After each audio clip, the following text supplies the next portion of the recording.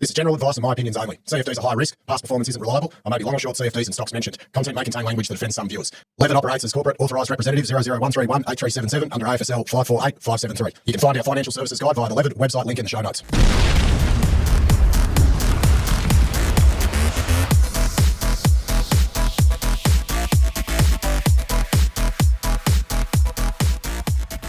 Righto, bag holders and stop loss owners. Fucking stop losses will be getting triggered left, right, and centre today. Holy snappin' duck shit.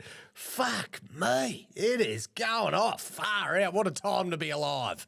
Bloody hell. Let's go through commodities and what the hell is going on. So, what have we got? What have we got? Coke and coal was up 0.4%. Aluminium, a bit of a rebound. Aluminium down 1%. Copper back down at $5.37 US a pound, down 1.8%. Gold 44.92. It has broken 4,500. Down 3.4% on the weekend. Fucking hell. Rare earths back at 91. Nickel back at 763 a pound. Brent crude still, it's all over the shop. I think it's about 109 at the moment. It's at 112 on the weekend. Bloody, so that was continuing to rise. Silver back down at $68 an ounce. Spodumene, up 1%, 2015 for Spod 6. And thermal coal continues to go up 35% in 3 months. $145 US a ton. Uranium, every world's forgotten about uranium. Bloody, what else we got? The interesting one. This is the one at the bottom I've chucked in. The US 10-year Treasury yield. So that's up 5.6% in 3 months. Now, and everyone's talking about why is gold going down in a war? Well, technically, you'd think it's a safe haven, but it's ripped so much. Gold is literally back at what it was at the start of January, 3 months ago. So even with this massive fall, this is what it was sitting at the start of January. Like, it is literally only up 3.5%. It is still up 3.5% in 3 months, sitting at 44.92. So you've got this energy crisis around the world. There's a war going on, if you didn't know about it. But you've got potential likely higher inflation coming out of that. You got yields, bond yields rising. You got money going into the US dollar. You got people that were buying gold at $5,000 an ounce now just getting the fuck out of it.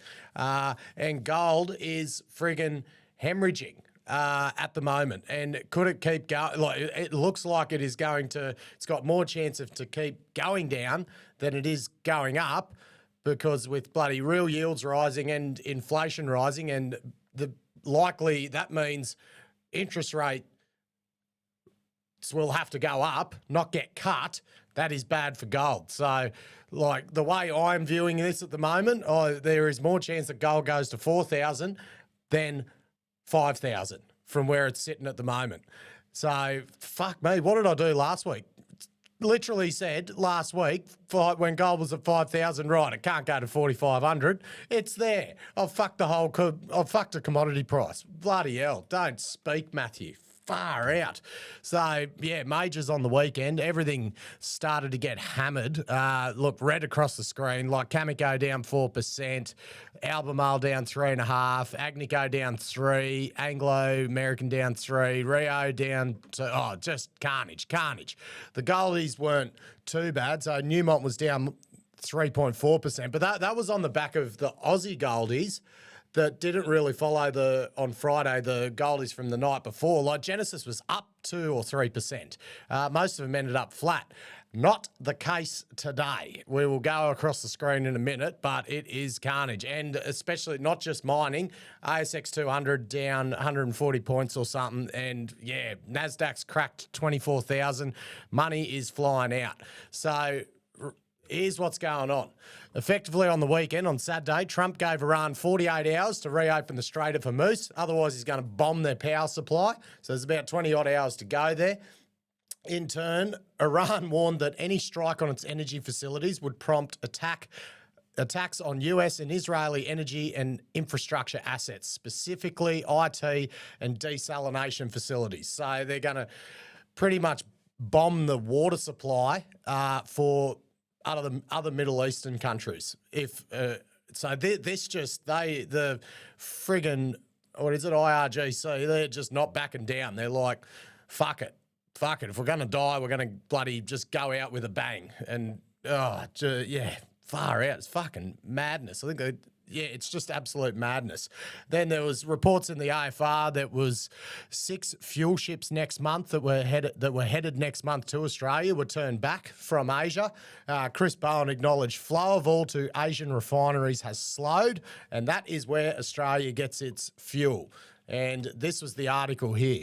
So Australia may exploit LNG leverage to secure oil from Asia. So they've got, obviously, with the exports we do with LNG, coal and everything, using that as leverage to get oil. But from talking to some oil and gas folk, Australia's strategic reserves for fuel, like diesel and petrol, like the lowest in the world. I think we've only ever got 20 or 30 days. And considering how much is used for mining and everything, and from what he said, like Netherlands, for instance, has I think it was 400 odd days of strategic reserves. So and so it's not a matter of getting more fuel in. Even if we got fuel in, we've got nowhere to put it. We've got nowhere to store it. And it all comes from Asia. So if these countries start thinking they're going into recession and got issues with fuel supply, the fuel coming from Asia that's supposed to come to Australia will just have an embargo put on it and we won't fucking get it. So it's, who knows? Who knows? But that is where Australia sits in the world of fuel issues. So, yet I think St. Barbara put an announcement out saying that Simberi's got enough fuel for the next few months. Haven't seen it trickle through yet. But you just hear from the words, the farmers are struggling to secure it. Not sure how much it's gone into the mining industry yet, but the amount of diesel that is consumed, especially in the Pilbara for the iron ore, because most of that is all friggin' diesel powered up north. Yes, got my eye on it. Far out, it's going to cause some carnage. News out today, fuck all. No one wants to put an announcement out because the market's so shit. Centaurus, not a holding anymore, but maybe in the future. They've received a letter of intent for US $190 million of debt from... it's like a Brazilian bank, Banco Nacional dos whatever, BNDES. So for debt funding of US $190 million for the Jaguar nickel project. So it's a non-binding letter of intent. So just showing their support for the development of the project. Still going to be using this as the base for what the funding package is going to be. If there's going to be a project stake sale, like more debt, more equity, who knows? So it's non-binding letter of intent. So it's not firmed up. The offtake they got with Glencore for about a third of their production, that was binding. So that underpins that, a third of their metal is going to be sold to Glencore for Glencore to take up to Sudbury.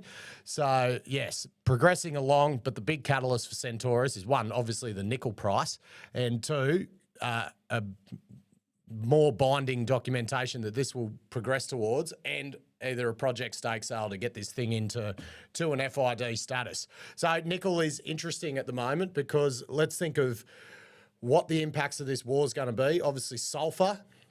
Sulfur's a big one, the flow of sulfur, because the sulfur's need for the lateritic processing process.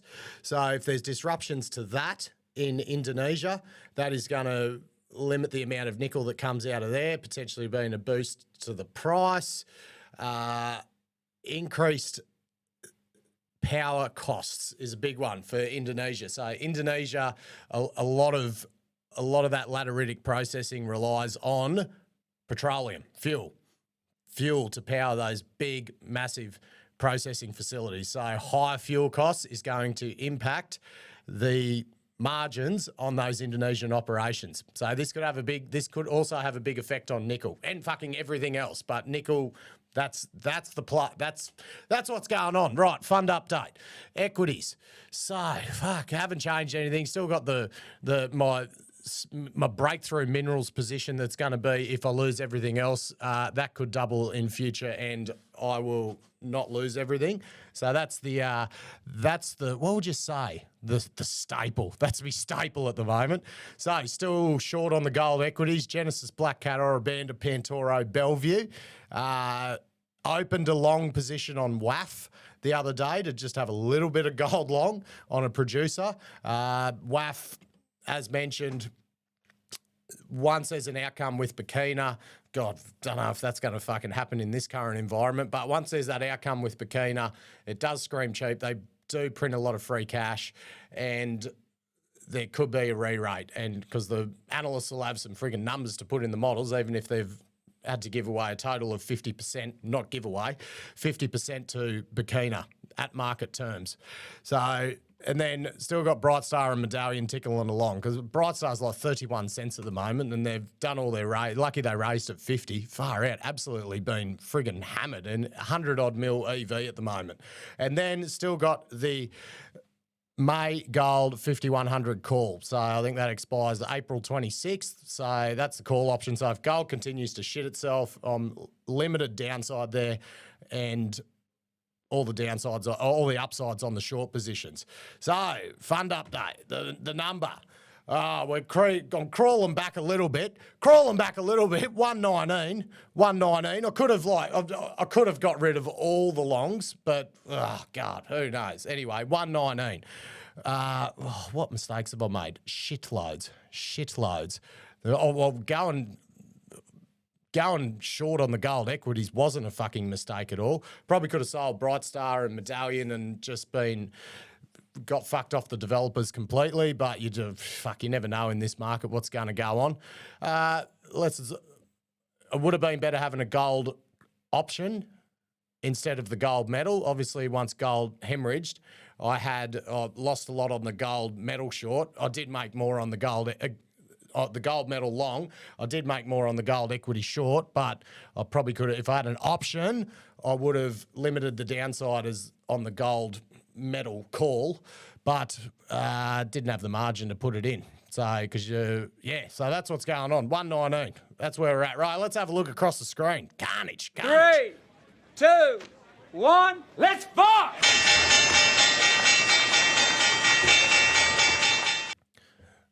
Righto, what do we got? What have we got? Okay, Genesis down 4%. Genesis is actually, again, not going down as much as the rest of the gold is, so that short's coming in. Black Cat down 10.4, 94.5 cents. Orabanda down another 7.63, $1.09. Pantoro down another 9%. Far out. Bellevue down 6%, $1.30. WAF, obviously that's a long, but that's all right. Offset against that. 648, down 6.4%. Brightstar down 7.3, back at 31 cents. Fuck. Medallion down 6.67. But the interesting thing is, this is how I'm looking at this. Just like this is Genesis. Let's have a look at the daily chart. I'll go weekly. Like, the retracement isn't that bloody big. So $5.40 is where that stock was at just at November last year. So it's like these, you just got to take into account the fucking rise these stocks have had. So at $5.39 is actually not that long ago, literally 5 months ago. So if gold continues to go down to $4,000 an ounce, what it was last year, all the value that these gold miners have created could be very, very quickly eroded back to where they were. Like Pantoro, that was the bloody consolidation thing. So what, Pantoro's 305, last time it was there, it was actually July, but that did have a pretty big rebound. So it's actually not that long ago. Where's Black Cat? Black Cat. So Black Cat was the same share price at about, same thing, November last year. So there is still, and if you zoom out, 50% retracement if gold cracks below 4,000, that's like, what they were 1 year ago, January last year. So, I don't consider for myself at the moment that these gold stocks are screaming cheap with everything that's going on, because this gold price could keep hemorrhaging, and couple that with the fuel, like any fuel supply. Obviously, you've got high fuel costs, you've got a fuel supply issue, and then you've got workers getting paid shitloads. And these miners could quickly go back to fucking negative free cash generation very, very easily. So it won't be a full impact this quarter because this has only just happened, but Q4 could be freaking interesting. So yeah, holding strong at the moment. I'm just thinking, why would I want to open a long position on a frigging miner at the moment with all this uncertainty? And yeah, so, and I'm thinking, is the market thinking that as well? So, all right, let's have a look at the friggin' screen. Let's have a look across. So, yeah, gold, biggest losers. Black Cat down 10.9, Pantoro down 9.9. Beauty, well, they're the fucking two I'm short.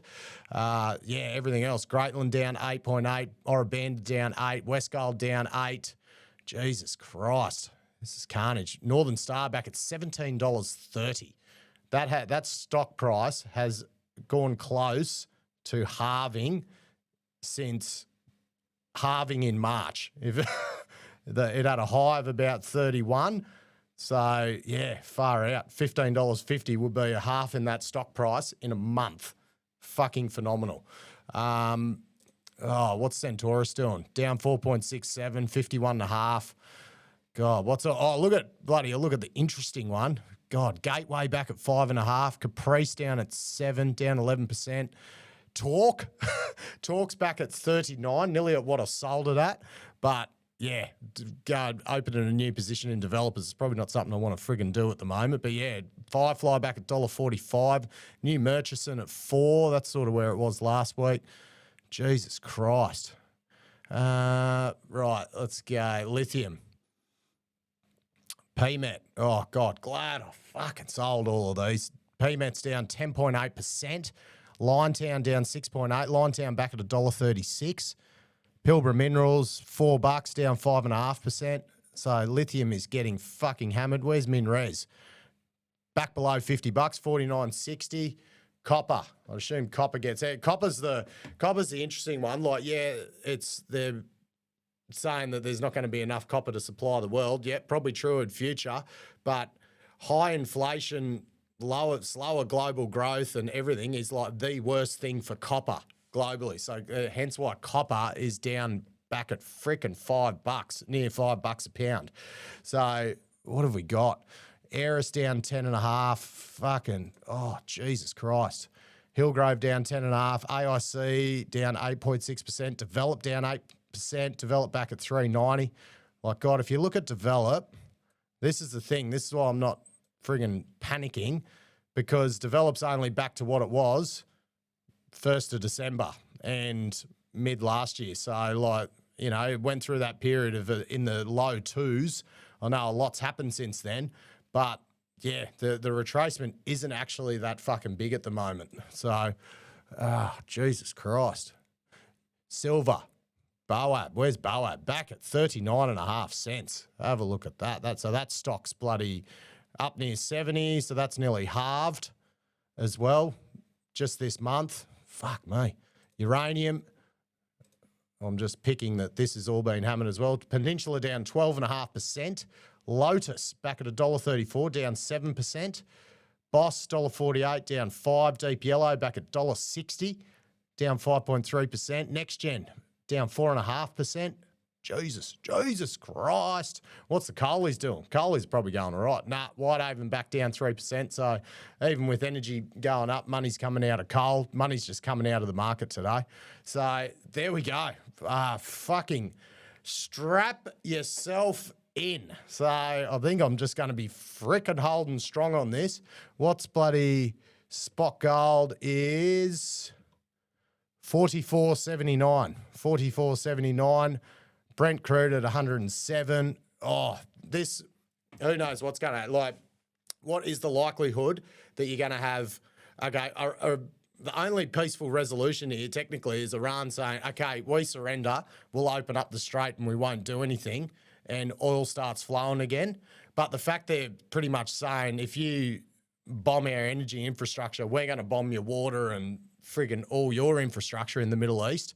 And this is just going to keep going. And if it does get to that 48-hour deadline and Trump does bloody blow up the energy infrastructure for Iran, and Iran does something as well, like every bombed facility has an impact on the world in some way.